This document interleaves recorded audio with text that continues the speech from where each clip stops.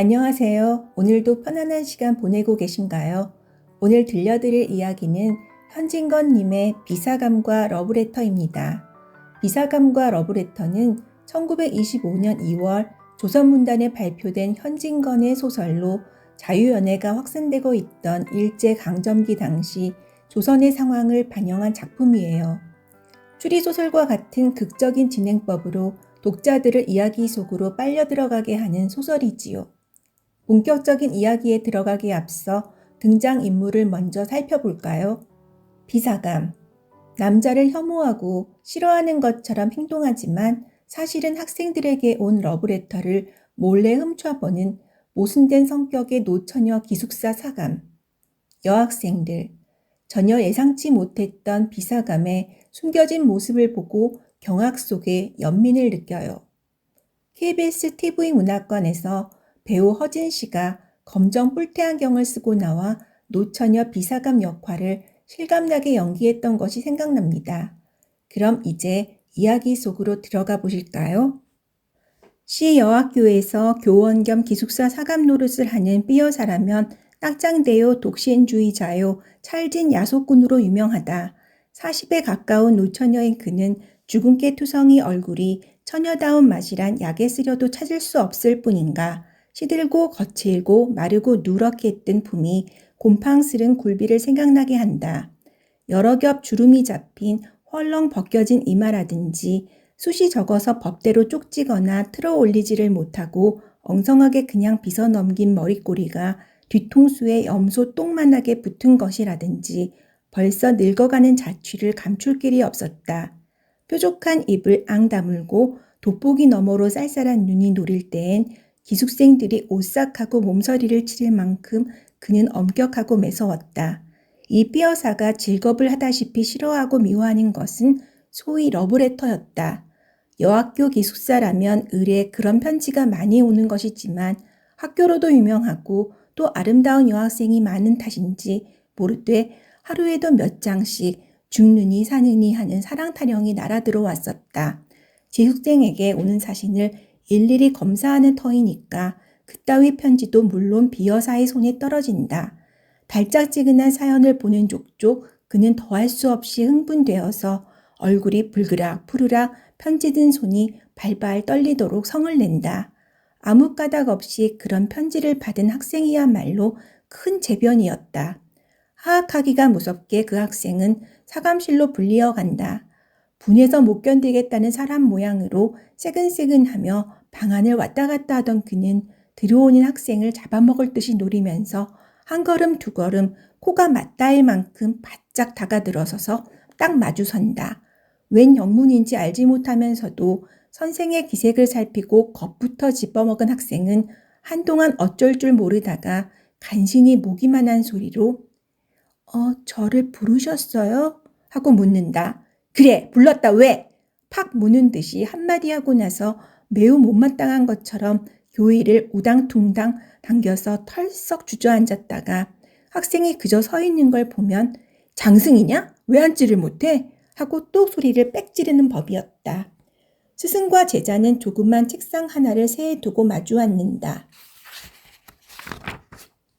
앉은 뒤에도 내 죄상을 내가 알지? 하는 것처럼 아무 말 없이 눈살로 쏘기만 하다가 한참 만에야 그 편지를 끄집어내어 학생의 코앞에 동댕이를 치며 이건 누구한테 오는 거냐? 하고 문초를 시작한다.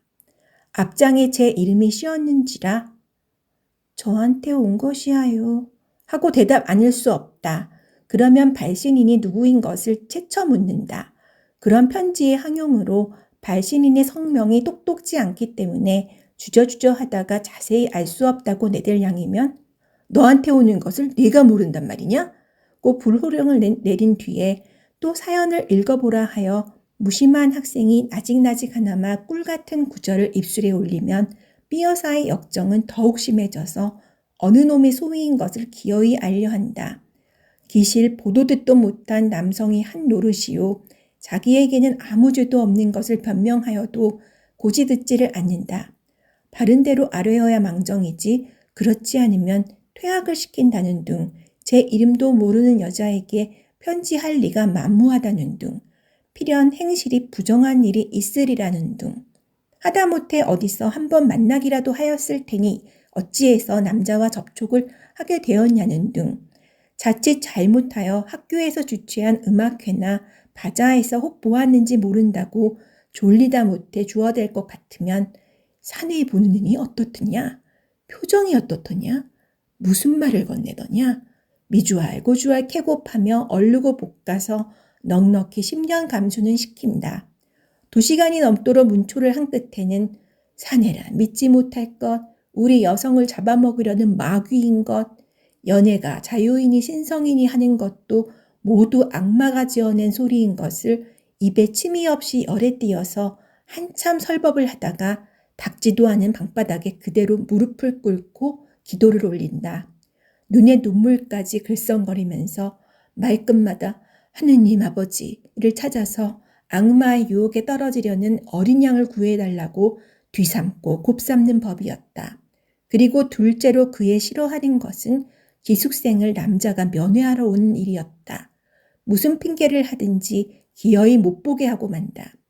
친부모 친동기간이라도 규칙이었더니 상학 중이니 무슨 핑계를 하든지 따돌려 보내기가 일수다. 이로 말미암아 학생이 동맹 휴학을 하였고 교장의 서류까지 들었건만 그래도 그 버릇은 고치려 들지 않았다. 이 비사감이 감독하는 그 기숙사에 금년 가을 들어서 괴상한 일이 생겼다느니 보다 발각되었다는 것이 마땅할는지 모르리라.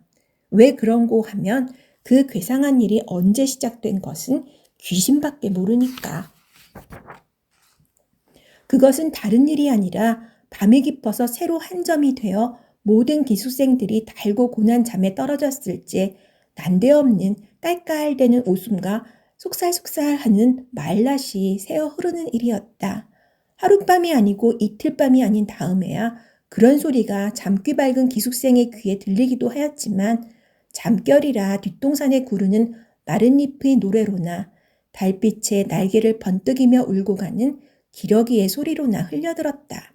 그렇지 않으면 도깨비의 장난이나 아닌가 하여 무시무시한 증이 들어서 동무를 깨웠다가 좀처럼 동무는 깨지 않고 제 생각이 너무나 어림없고 어이없음을 깨달으면 밤소리 멀리 들린다고 학교 이웃집에서 이야기를 하거나 또 딴방에 자는 제 동무들의 잠꼬대로만 여겨서 스스로 안심하고 그대로 자버리기도 하였다.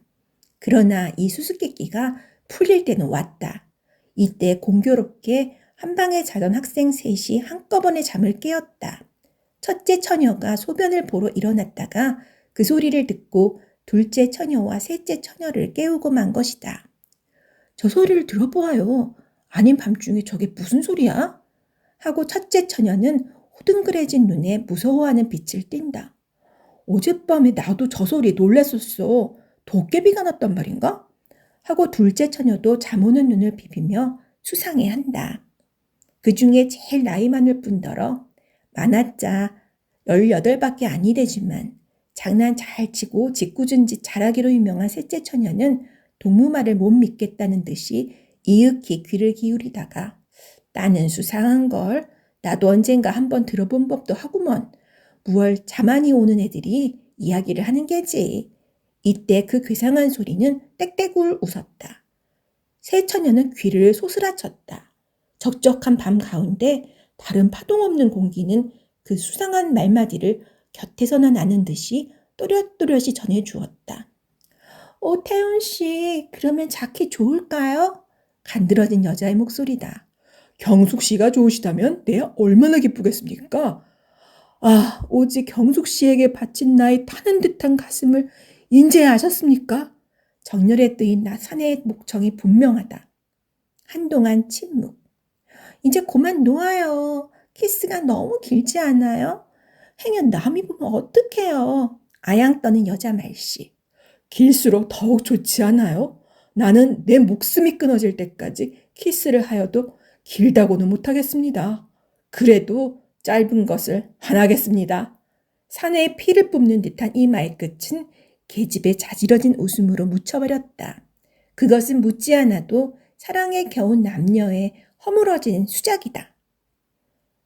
감금이 지독한 이 기숙사에 이런 일이 생길 줄이야. 세 처녀는 얼굴을 마주 보았다. 그들의 얼굴은 놀랍고 무서운 빛이 없지 않았으되 점점 호기심에 번쩍이기 시작하였다. 그들의 머릿속에는 한결같이 로맨틱한 생각이 떠올랐다. 이 안에 있는 여자 애인을 보려고 학교 근처를 뒤돌고 곰돌던 사내 애인이 타는 듯한 가슴을 걷잡다 못하여 밤이 이슥하기를 기다려 담을 뛰어넘었는지 모르리라. 모든 불이 다 꺼지고 오직 밝은 달빛이 은가루처럼 서린 창문이 소리 없이 열리며 여자 애인이 흰 수건을 흔들어 사내 애인을 부른지도 모르리라. 활동사진에 보는 것처럼 기나긴 피륙을 내리어서 하나는 위에서 당기고 하나는 밑에서 매달려 디룽디룽 하면서 올라가는 전경이 있었는지 모르리라. 그래서 두 애인은 만나가지고 저와 같이 사랑의 속살거림에 잦아졌는지 모르리라. 꿈결 같은 감정이 안개 모양으로 눈부시게 세 처녀의 몸과 마음을 휩싸돌았다. 그들의 뺨은 후끈후끈 달았다. 괴상한 소리는 또 일어났다. 난 싫어요. 당신 같은 사내는 난 싫어요. 이번에는 매몰스럽게 내어대는 모양. 나의 천사, 나의 하늘, 나의 여왕, 나의 목숨, 나의 사랑. 나를 살려주어요. 나를 구해주어요. 사내의 애를 조리는 간정. 우리 구경 가볼까? 짓궂은 셋째 처녀는 몸을 일으키며 이런 제의를 하였다. 다른 처녀들도 그 말에 찬성한다는 듯이 따라 일어섰으되 의아와 공고와 호기심이 뒤섞인 얼굴을 서로 교환하면서 얼마쯤 망설이다가 마침내 가만히 문을 열고 나왔다. 쌀벌레 같은 그들의 발가락은 가장 조심성 많게 소리나는 곳을 향해서 곰실곰실 기어간다. 컴컴한 복도에 자다가 일어난 새 처녀의 흰 모양은 그림자처럼 소리 없이 움직였다. 소리나는 방은 어렵지 않게 찾을 수 있었다. 창고는 나무로 깎아 세운 듯이 주춤걸음을 멈출 만큼 그들은 깜짝 놀랐다. 그런 소리에 출처야말로 자기네 방에서 몇 걸음 안 되는 사감심일 줄이야. 그렇듯이 사내라면 못 먹어 하고 침이라도 뱉을 듯하던 비여사의 방일 줄이야. 그 방에 여전히 사내에 비대 발괄하는 푸념이 되풀이되고 있다. 나의 천사, 나의 하늘, 나의 여왕, 나의 목숨, 나의 사랑, 나의 애를 말려 죽이실 테요. 나의 가슴을 뜯어 죽이실 테요. 내 생명을 맡으신 당신의 입술로. 셋째 처녀는 대담스럽게 그 방문을 빠끔히 열었다. 그 틈으로 여섯 눈이 방 안을 향해 쏘았다. 이 어쩐 기괴한 광경이냐. 전등불은 아직 끄지 않았는데 침대에는 기숙생에게 온 소위 러브레터의 봉투가 너저분하게 흩어졌고 그 알맹이도 여기저기 두서없이 펼쳐진 가운데 삐어사 혼자 아무도 없이 제 혼자 일어나 앉았다.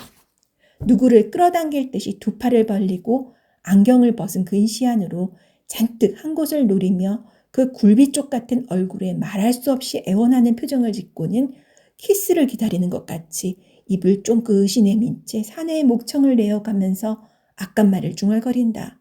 그러다가 그 넋두리가 끝날 겨를도 없이 급작스럽게 앵돌아서는 신용을 내며 누구를 뿌리치는 듯이 연해 손짓을 하며 이번에는 톡톡 쏘는 계집애 음성을 지어 난 싫어요. 당신 같은 사내는 난 싫어요. 하다가 재물에 자지러지게 웃는다. 그러더니 문득 편지 한 장을 집어들어 얼굴에 문지르며 정 말씀이야요? 나를 그렇게 사랑하셔요? 당신의 목숨같이 나를 사랑하셔요? 나를? 이 나를?